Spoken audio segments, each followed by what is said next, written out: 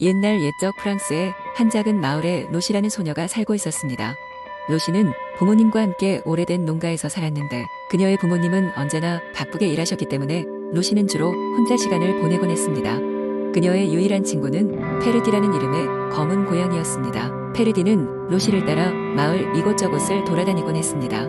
로시는 무엇보다도 별 보기를 좋아했습니다. 마을 근처의 언덕에 올라가 밤하늘을 바라보며 별자리 이야기를 상상하곤 했죠.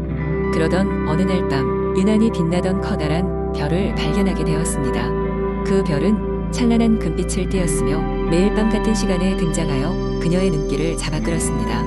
호기심이 가득한 로시는 그 별의 근원지를 찾아가고 싶어졌습니다. 저 별은 아마도 마법적인 것이 틀림없어.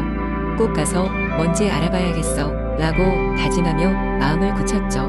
그리하여 그녀는 페르디와 함께 여행을 떠나기로 결정했습니다. 다음날 로시는 부모님께 하룻밤만 여행을 떠나겠다고 말씀드렸고 모험을 위해 작은 배낭에 필요한 물건들을 챙겼습니다.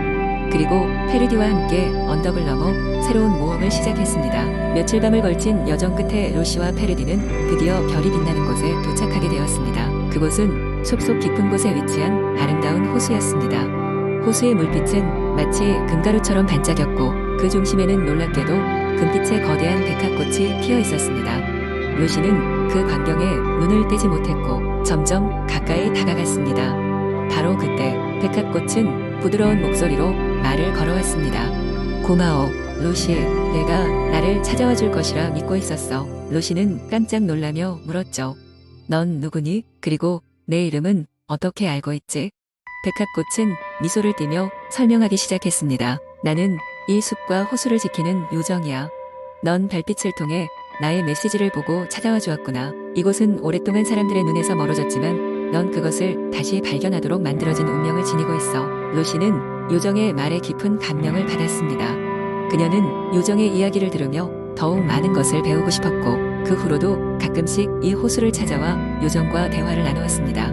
그녀는 그 경험을 통해 마을 사람들에게 호수와 요정에 관한 이야기를 해주었고 마을 사람들은 로시의 이야기에 매료되었죠.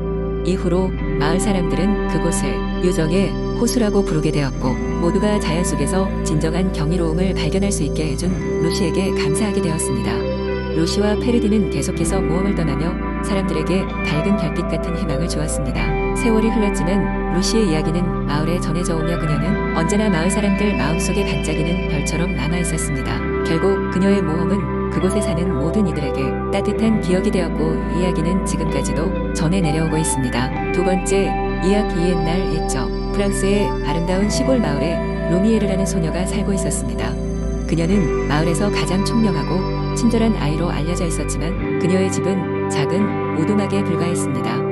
그러나 로미에르는 자신이 가진 것에 만족하며 주변 사람들을 도우며 행복하게 살았습니다.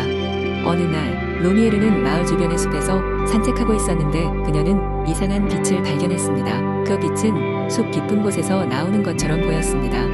호기심이 많은 로미에르는 그 빛을 따라가 보기로 했습니다. 숲을 지나가면서 나무들은 점점 더 올창해졌고 마침내 그녀는 거대한 성 앞에 다다르게 되었습니다. 그 성은 황금빛으로 빛나고 있었으며 주변의 나무들이 낸 그늘마저도 뚫고 나올 정도로 환하게 반짝였습니다. 로미에르는 성의 문 앞에 서서 망설였습니다. 그녀는 문을 두드릴까 말까 고민했지만 결국 결심을 하고 조심스럽게 두드렸습니다. 그러자 문은 서서히 열렸고 로미에르는 성 안으로 들어갈 수 있었습니다. 성 안은 마치 꿈속에 있는 것처럼 아름다웠습니다. 벽에는 별처럼 반짝이는 보석들이 박혀 있었고 천장에서는 신비한 빛이 쏟아져 내리고 있었습니다. 성 안을 걸어 다니다 보니 그녀는 한 노인을 만나게 되었습니다. 노인은 로미에르를 반갑게 맞아주며 그의 이름은 루시안이라고 소개했습니다. 루시안은 이 성의 수호자였으며 로미에르가 이 성에 온 것을 운명으로 여기고 있었습니다. 루시안은 성의 비밀을 이야기해 주었습니다. 이 성은 빛의 마법으로 젊음을 유지할 수 있는 힘을 가지고 있었지만 그 마법의 힘이 점점 약해지고 있었던 것입니다. 로미에르는 자신의 도움이 필요하다는 것을 깨닫고 마법의 비밀을 복원하기로 결심했습니다. 루시앙은 그녀에게 성의 경이로운 도서관으로 안내하며 마법의 책을 찾아 해결 방법을 알아내야 한다고 말했습니다. 도서관에는 수천 권의 책들이 있었고 로미에르는 작은 글씨와 복잡한 마법 기호를 하나하나 읽기 시작했습니다. 며칠이 지나자 로미에르는 드디어 마법을 복원할 수 있는 방법을 찾아냈습니다. 그녀는 루시앙에게 이 소식을 전했으며 함께 성 안의 중심에 위치한 수정홀로 향했습니다. 거기에는 거대한 수정 구슬이 있었는데 바로 이 수정이 빛의 마법을 담고 있었습니다. 루미에르는 마법의 책에서 읽은 대로 주문을 외우기 시작했습니다. 그녀의 목소리는 강력하고도 아름다웠으며 성 안의 모든 빛이 하나로 모이며 수정 구슬로 흘러들어갔습니다. 그러자 구슬은 화려한 빛을 발하기 시작했고 성은 다시 젊음을 회복했습니다. 루시앙은 루미에르에게 고마움을 표하며 그녀에게 특별한 목걸이를 선물로 주었습니다. 그 목걸이는 항상 그녀에게 긍정적인 에너지를 주며 어려운 상황에 처했을 때 도움을 줄 것이라고 설명했습니다. 루미에르는 그날 이후로 성을 자주 찾아왔고 루시앙과 함께 마법을 연구하며 더욱 더 많은 것을 배웠습니다. 그녀의 지혜는 날이 갈수록 깊어졌고 마을 사람들도 그녀의 밝은 미래를 응원했습니다. 그리고 어느 날 루미에르는 그 목걸이의 힘으로 마을에 큰 위기가 닥쳤을 때 모든 사람들을 도울 수 있었습니다. 루미에르와 빛의 성은 마을의 전설로 영원히 남았고 그녀의 이야기와 용기는 많은 사람들에게 빛이 되었습니다. 세 번째, 이야기 옛날 옛적. 프랑스의 한 아름다운 시골 마을에 해바라기 왕국이라는 작은 왕국이 있었습니다. 이 왕국은 광대한 해바라기 밭으로 유명했으며 해바라기 꽃은 매일매일 해를 향해 고개를 돌리며 빛을 발했습니다. 많은 이들은 이 해바라기 밭이 단순히 아름답다고만 생각했지만 그것은 사실 마법의 힘을 지니고 있었습니다. 그러나 어느 날 왕국에 큰 위기가 닥쳤습니다.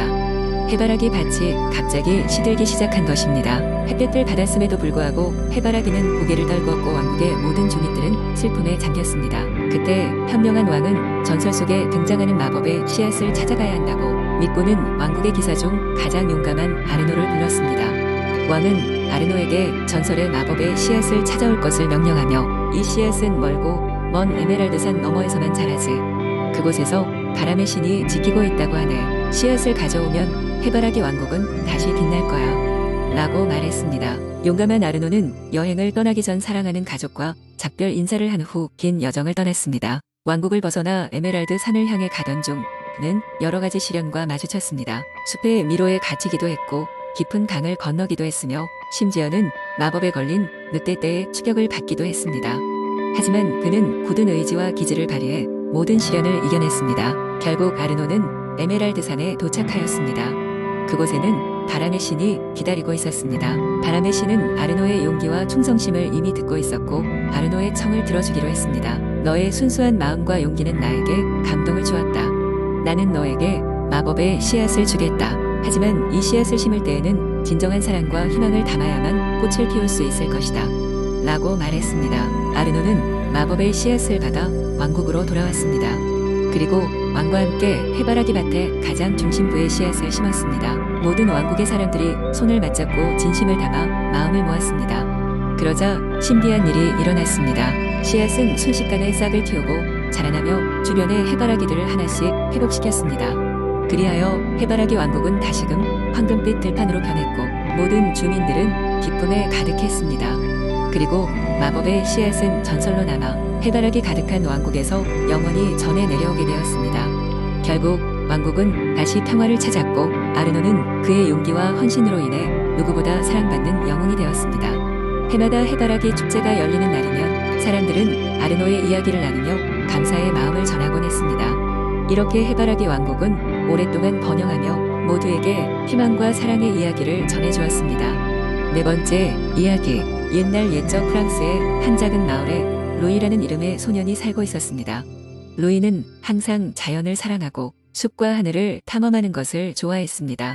어느 날 밤 루이는 특별히 밝게 빛나는 별 하나를 발견했습니다. 소년은 그 별을 향한 강한 이끌림을 느껴 집에서 멀리 떨어진 숲속으로 걸어 들어갔습니다. 숲속 깊이 들어가던 루이는 자신이 보지 못했던 동물들과 마법 같은 식물들을 발견했습니다. 길을 걷던 중 반짝이는 도토리를 발견했는데 그것은 단순한 도토리가 아니었습니다. 마법의 힘을 지닌 채 별에서 떨어진 것처럼 보였습니다.